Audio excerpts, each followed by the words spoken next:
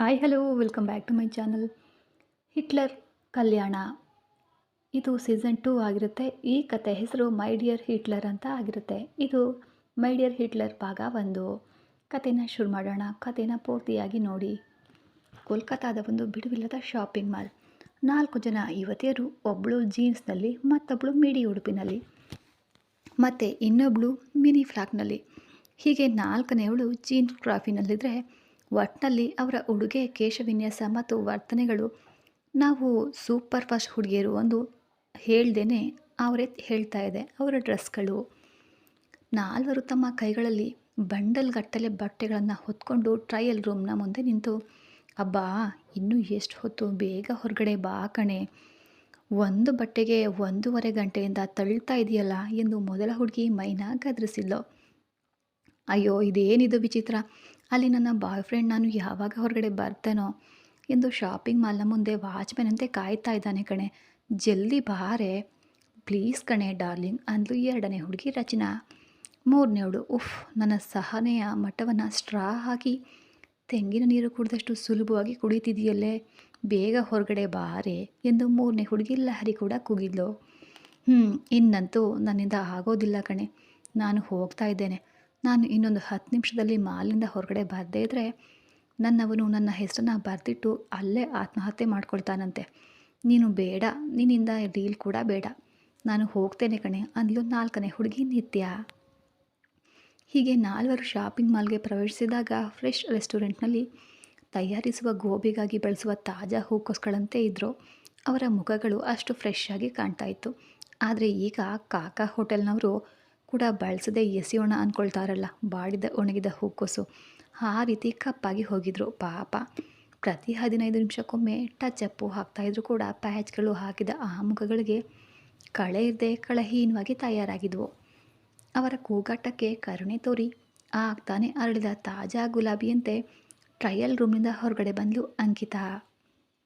ಹೊರಗಡೆ ಬರ್ತಾನೆ, ಅಬ್ಬಬ್ಬಾ ಯಾಕೆ ಹಾಗೆ ಕೂಗ್ತೀರಿ, ಬಂದ್ಬಿಟ್ಟಿದ್ದೇನೆ ಅಲ್ವಾ, ನಿಮ್ಮನ್ನು ಎಷ್ಟು ಪ್ರೀತಿಸುವೆ ಎಂದು ಇಷ್ಟು ದಿನಗಳಿಂದ ನಿಮ್ಮ ಹಿಂದೆನೇ ಸುತ್ತಾ ಇದ್ದ ನಿಮ್ಮ ಬಾಯ್ ಫ್ರೆಂಡ್ಗಳು ಕನಿಷ್ಠ ನಿಮಗಾಗಿ 1-2 ಗಂಟೆ ಕೂಡ ಕಾಯಲು ಆಗೋದಿಲ್ವಾ, ನಿಮ್ಮ ಮೇಲಿನ ಅವರ ಪ್ರೀತಿ ಇಷ್ಟೇನಾ, ಸೋ ಚೀಪ್ ಎಂದು ಅವರ ಬಾಯ್ ಫ್ರೆಂಡ್ಗಳ ಬಗ್ಗೆ ಅವರಿಗೆ ಅನುಮಾನ ಬರುವಂತೆ ಒಂದು ಚುಚ್ಚು ಮಾತು ಹಾಕಿ ಹೊರಗಡೆ ಬಂದ್ಲು ಅಂಕಿತಾ. ಅಷ್ಟೇ, ಅಲ್ಲಿವರೆಗೆ ಬಾಯ್ ಫ್ರೆಂಡ್ಗಳಿಗಾಗಿ 4 ದಿಕ್ಕುಗಳು ಕ್ಯೂಡಾಗುವಂತೆ ಕೂಗ್ತಾ ಇದ್ದ ಆ 4ರು ಅಂಕಿತಾಳ ಈ ಡೈಲಾಗ್ಗೆ ತಮ್ಮ ಧ್ವನಿಯನ್ನು ಮ್ಯೂಟ್ ಮಾಡಿಕೊಂಡು ಒಬ್ಬರ ಮುಖ ಒಬ್ಬರು ನೋಡಿಕೊಂಡ್ರು. ನನ್ನವನು ಅಷ್ಟೊಂದು ಸಡಿಲ ಮನುಷ್ಯ ಏನಲ್ಲ ಕಣೆ, ನನಗೋಸ್ಕರ 2 ಗಂಟೆ ಏನು 2 ಯುಗಗಳಾದರೂ ಕೂಡ ಕಾಯ್ತಾನೆ ಎಂದು ಮೈನಾ ತನ್ನ ಬಾಯ್ ಫ್ರೆಂಡ್ ಬಗ್ಗೆ ಗರ್ವದಿಂದ ಹೇಳಲು ಆರಂಭಿಸಿದರೆ, ನನ್ನ ಬಾಯ್ ಫ್ರೆಂಡ್ ಕೂಡ ನನಗೋಸ್ಕರ ಎಷ್ಟು ಹೊತ್ತಾದರೂ ಕಾಯ್ತಾನೆ ಎಂದು ರಚನಾ ಕೂಡ ಹೇಳ್ತಾಳೆ. ಲಹರಿಯನ್ನು ನೋಡಿದ್ಲು. ನನ್ನ ಲವರ್ ಇನ್ನೂ ನನಗೆ ಫೋನ್ ಕೂಡ ಮಾಡಿಲ್ಲ, ಅಷ್ಟು ಒಳ್ಳೆಯವನು ಪಾಪ ಅಂದ್ಲು ಲಹರಿ ನಿತ್ಯಳನ್ನು ನೋಡ್ತಾ. ನನ್ನವನು ಸತ್ತು ಹೋಗ್ತೇನೆ ಎಂದು ಹೇಳಿದ್ದು ತಡ ಮಾಡ್ತಿದ್ದೇನೆ ಅಂತ ಅಲ್ವೇ, ಎಲ್ಲಿ ನಾನು ಇಷ್ಟು ಹೊತ್ತು ನಿಂತು ಸುಸ್ತಾಗ್ಬಿಡ್ತೀನೋ ಎಂದು ಅವನ ಭಯ ಅಷ್ಟೆ. ನಾನು ಒಂದೇ ಒಂದು ಮಾತು ನಿಂತು ಕಾಯಿ ಎಂದು ಹೇಳಿದರೆ ಸಾಕು, ಈ 2 ಗಂಟೆ ಏನು, ಈ ದಿನ ಪೂರ್ತಿ ಅವನು ಅಲ್ಲೇ ನಿಂತು ಕಾಯ್ತಾನೆ ಅಂದ್ಲು ನಿತ್ಯ ನಗ್ತಾ. 4ರು ನಗುವ ಮುಖಗಳಿಂದ ಹೇಳ್ತಾ ಇದ್ರು ಕೂಡ ಅವ್ರ ಮನಸ್ಸಿನಲ್ಲಿ ಮಾತ್ರ, ನಿಜವೇ ಅಲ್ವಾ, ಕನಿಷ್ಠ ನನಗಾಗಿ 1-2 ಗಂಟೆಯು ಕಾಯಲು ಆಗದವನು ಲೈಫ್ ಲಾಂಗ್ ನನ್ನನ್ನು ಚೆನ್ನಾಗಿ ನೋಡ್ಕೊಳ್ತಾನ ಎಂಬ ಸಂದೇಹ ಆ 4ರಲ್ಲಿ ಶುರುವಾಯಿತು.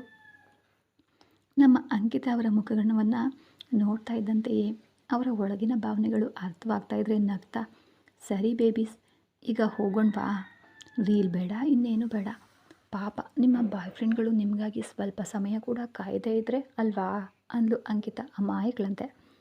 ಅಷ್ಟೆಲ್ಲ ಇಲ್ಲಮ್ಮ, ನನ್ನವನು ನನಗೋಸ್ಕರ ರೀಲ್ ಶೂಟ್ ಮಾಡೋದು ಮಾತ್ರ ಅಲ್ಲ, ಹತ್ರನೇ ನಿಂತು ಅದು ವೈರಲ್ ಆಗಿ ಟ್ರೆಂಡಿಂಗ್ಗೆ ಹೋಗೋವರೆಗೂ ಕೂಡ ಅಲ್ಲೇ ನಿಂತಿರ್ತಾನೆ, ಬೇಕಿದ್ರೆ ಬೆಟ್ ಕಟ್ತೀಯಾ ಅಂದ್ಲು ರಚನಾ ಇಲ್ಲದ ಕಾಲರ್ನ ಮೇಲೆ ಏರಿಸುತ್ತಾ. ನಮ್ಮವನು ಅಷ್ಟೇ ಅಂತ ಉಳಿದ 3ರು ಕೂಡ ಸಮೂಹವಾಗಿ ಹೇಳಿದರು. ಹಾಗಿದ್ರೆ ಸರಿ ಬನ್ನಿ ರೀಲ್ ಮಾಡೋಣ ಎಂದು ಶಾಪಿಂಗ್ ಮಾಲ್ನ ಮಧ್ಯದ ಜಾಗದಲ್ಲಿ 5 ಸ್ನೇಹಿತರು ಕೂಡ ನಿಂತರು. 4 ಕಂಬಗಳಂತೆ ನಿಂತರೆ ಮಧ್ಯದಲ್ಲಿ ಮುಖ್ಯ ಪಾತ್ರದಂತೆ ಅಂಕಿತ ನಿಂತಿದ್ಲು.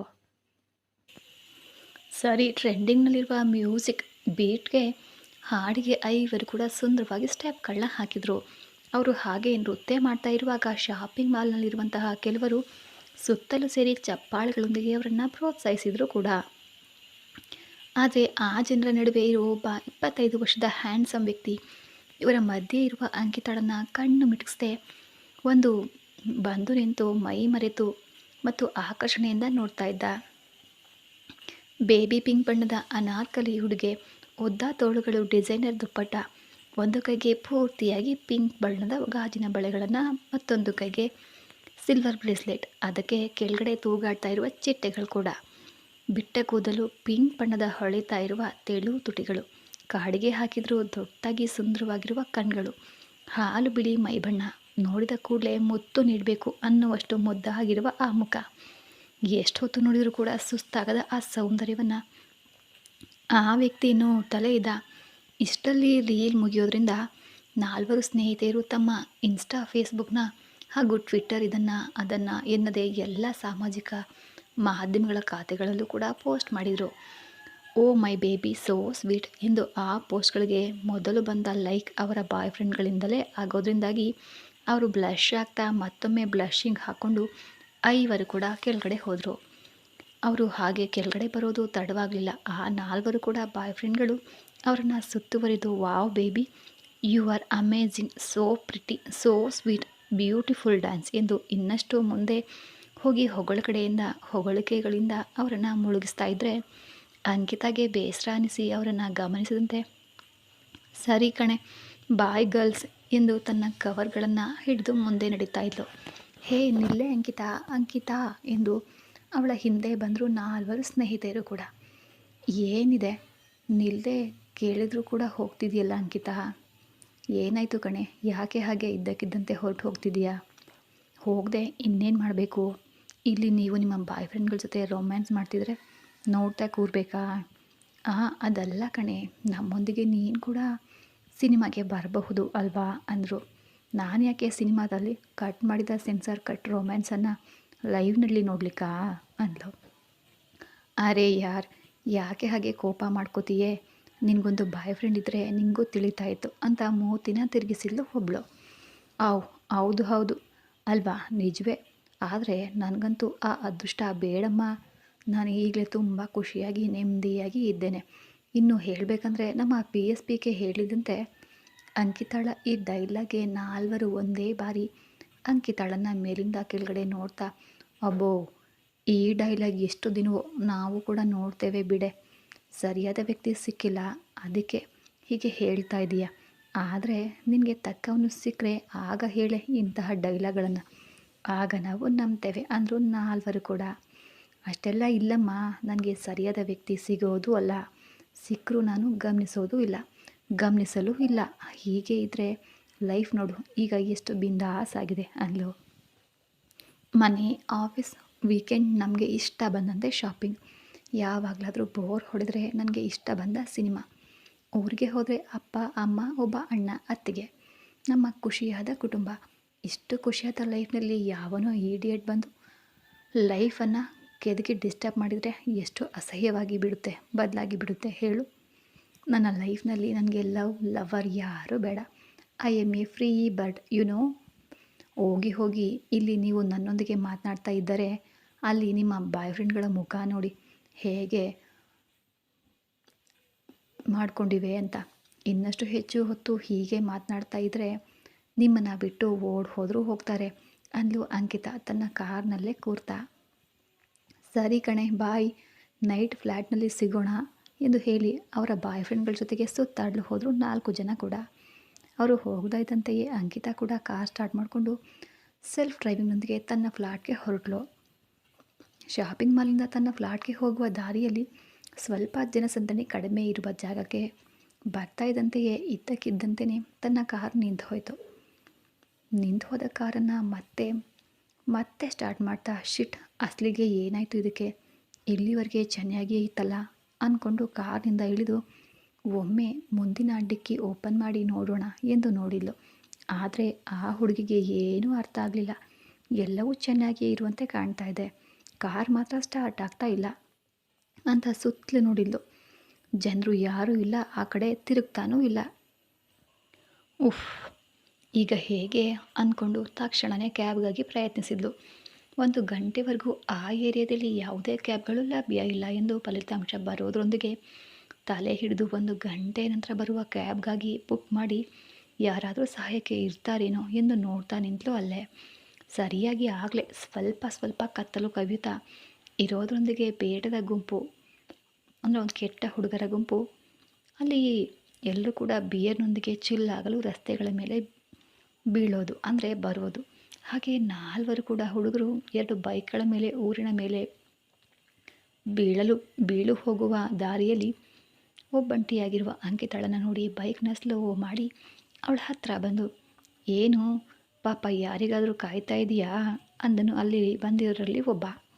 ಇಡಿಯಟ್, ಅದೆಲ್ಲ ನಿನಗ್ಯಾಕೆ, ಮೊದಲು ಇಲ್ಲಿಂದ ಹೋಗಿ ಅಂದ್ಲು ಅಂಕಿತಾ ಕೋಪದಿಂದ. ಅಂಕಿತಾಳ ಡೈಲಾಗ್ಗೆ ಬೈಕ್ನಿಂದ ಇಳಿದು ಮುಂದೆ ಬರ್ತಾ, ಏನು ಬೇಬಿ ತುಂಬ ಗರಂ ಇದೆಯಾ, ಬರ್ತೇನೆ ಎಂದು ಹೇಳಿದವನು ಏನಾದರೂ ಕೈ ಕೊಟ್ನಾ, ಪರವಾಗಿಲ್ಲ ಬಿಡು, ನನ್ನೊಂದಿಗೆ ಬಂದುಬಿಡು, ನಾನು ನಿನಗೆ ಕಂಪ್ನಿ ಕೊಡ್ತೀನಿ ಎಂದು ಒಬ್ಬ ಹೇಳಿದರೆ ಅವನ ಮಾತಿಗೆ ಹೆದರಿ 2 ಹೆಜ್ಜೆ ಹಿಂದೆ ಸರಿಲು ಅಂಕಿತಾ. ಏನು ಪಾಪ ಯೋಚನೆ ಮಾಡ್ತಿದ್ಯಾ, ಒಬ್ಬನೇ ಕೇಳ್ತಾ ಇದ್ದಾನಲ್ಲ ಅಂತ. ಡೋಂಟ್ ವರಿ ಬೇಬಿ, ಒಬ್ಬರಲ್ಲ ಒಬ್ಬರಿಗೆ ನಾವು 4 ಇದ್ದೇವೆ ಎಂದು ಮತ್ತೊಬ್ಬನು ಬೈಕ್ನಿಂದ ಇಳಿದು ಕೆಟ್ಟದಾಗಿ ನಗುತ್ತಾ ಮುಂದೆ ಬಂದ. ಶಟ್ ಅಪ್ ಯು ಈಡಿಯಟ್, ಮುಂದೆ ಬಂದೆ ಅಂತಂದರೆ ನಿನ್ನನ್ನು ನಾನು ಇಲ್ಲೇ ಕೊಲ್ತೇನೆ. Do you know how I am, ಈಗಲೇ ನಿಮ್ಮ ಬಗ್ಗೆ ಪೊಲೀಸರಿಗೆ ಹೇಳ್ತೀನಿ ಎಂದು ಫೋನ್ನ ತೆಗೆದುಕೊಂಡು ಕೈಯಲ್ಲಿ ಅಂಕಿತಾ ಫೋನ್ ಮಾಡಲು. ಅವರಲ್ಲಿ ಒಬ್ಬ ಜೋರಾಗಿ ನಗ್ತಾ, ಏನು ಬೇಬಿ ಫೋನ್ ಮಾಡ್ತೀಯಾ, ಹಾಗಾದರೆ ನೀನು ಪೊಲೀಸರಿಗೆ ಫೋನ್ ಮಾಡ್ತಿರುವಾಗ ನಾವು ನೋಡ್ತಾ ಸುಮ್ಮನೆ ಇರ್ತೇವೆ ಏನು ಎಂದು ಅವಳ ಕೈಲಿದ್ದ ಫೋನನ್ನು ಕಸಿದುಕೊಂಡು ಅಲ್ಲೇ ಪಕ್ಕಕ್ಕೆ ಎಸೆದ್ಬಿಟ್ಟ. ಈ ಕತೆ ಮುಂದುವರಿಯೋದು. ಈ ಕತೆ ಏನಪ್ಪ, ಅಕ್ಷತಾ ಅವ್ರು ಯಾರೂ ಕಾಣ್ತಿಲ್ಲ ಅಂದ್ಕೋಬೇಡಿ, ಕತೆನ ಹೀಗೆ ನೋಡ್ತಾ ಹೋಗಿ. ಮತ್ತೆ ಸಿಗೋಣ ಮುಂದಿನ ಎಪಿಸೋಡಲ್ಲಿ. ಧನ್ಯವಾದಗಳು.